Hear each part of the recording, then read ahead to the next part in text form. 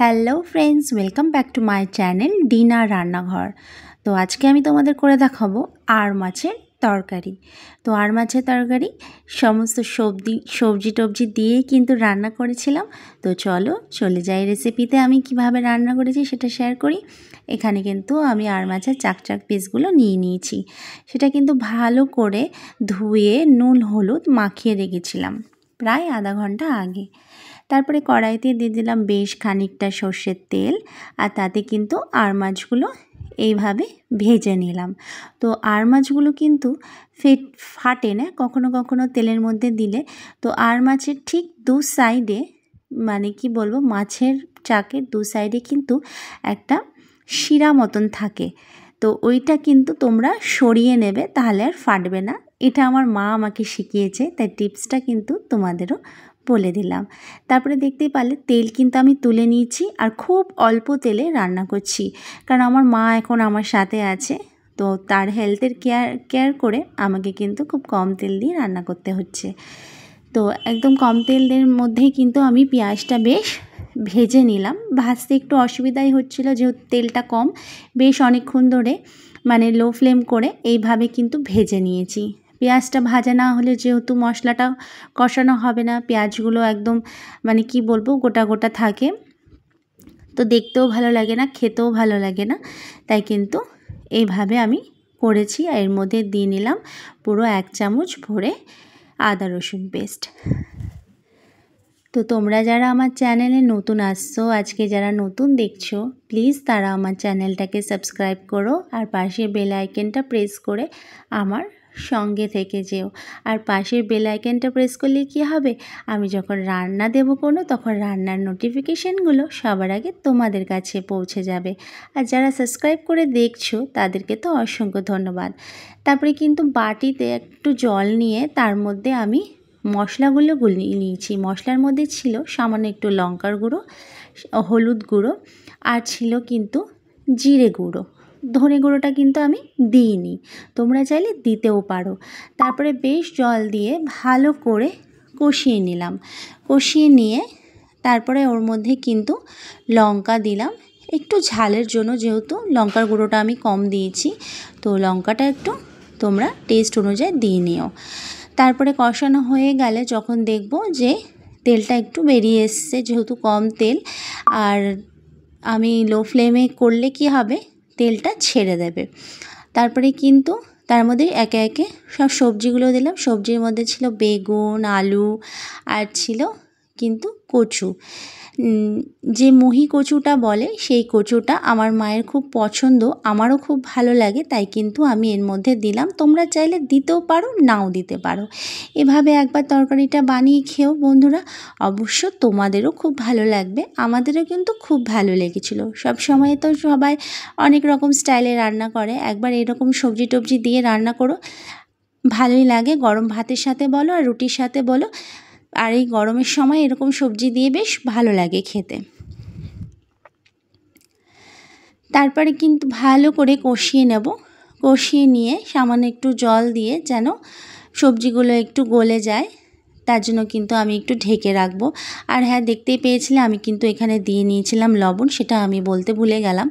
তো এর মধ্যে তোমরা স্বাদ অনুযায়ী লবণ দিয়ে নিও, যেন সবজিগুলো এই সময়টা গলে যাবে লবণটা দেওয়ার ফলে তাড়াতাড়ি। তাই কিন্তু আমি লবণটা দিলাম, আর একটু জল দিয়ে এখন ঢাকনা চাপা দিয়ে কিন্তু ঢেকে রেখে দেবো। তোমাদের যদি আমার রান্নাগুলো ভালো লাগে তাহলে অবশ্যই কিন্তু লাইক কমেন্ট করে জানিও। তোমাদের লাইক কমেন্ট কিন্তু আমাকে মোটিভেট করে আরও বেশ কিছু নতুন নতুন রান্না তোমাদের সামনে করে নিয়ে আসতে, ভিডিওতে তুলে ধরতে।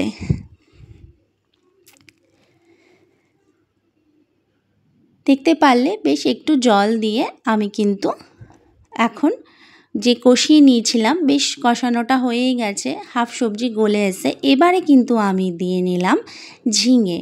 তো ঝিঙেগুলো এইভাবে কিন্তু পাতলা করে ছাড়িয়ে নিয়েছি, খুব বেশি মোটা করে ছাড়াইনি। ঝিঙে যেহেতু গলে যায়, তাই কিন্তু আমি একটু পরে দিলাম ঝিঙেটা। তারপরে কিন্তু দিয়ে নেব টমেটো। তো টমেটোটা আমার ভিডিওতে দেখানো হয়নি, তো সরি, তার জন্য আমার ক্যামেরাটা অফ হয়ে গেছিলো।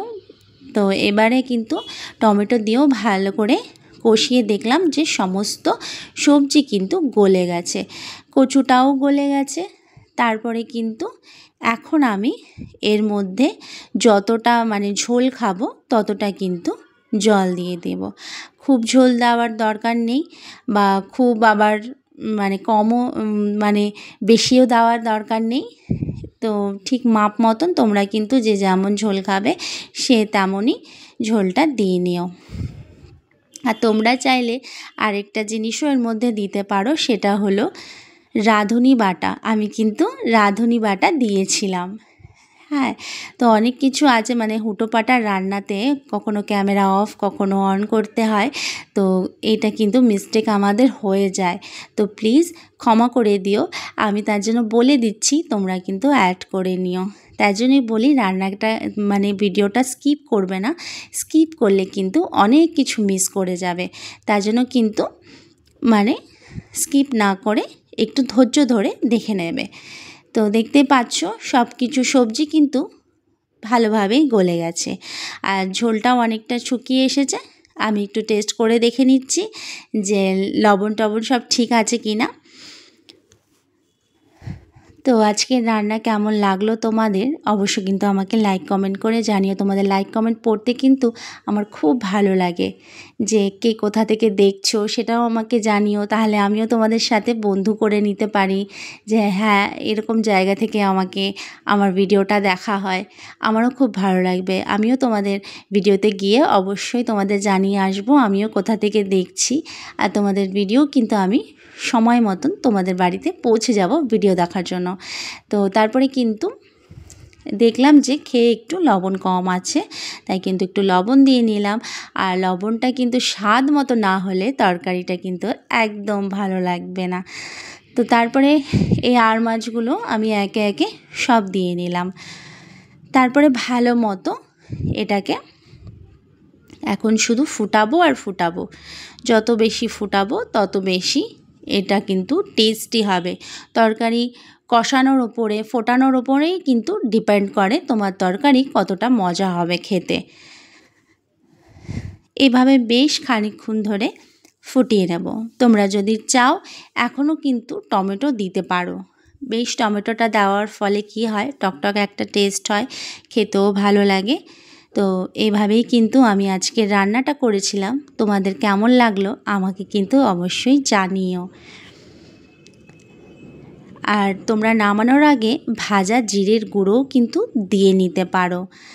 তো নেক্সট আসবো অন্য কোনো রান্না নিয়ে। ততক্ষণ সবাই সুস্থ থেকো, ভালো থেকো। Thanks for watching.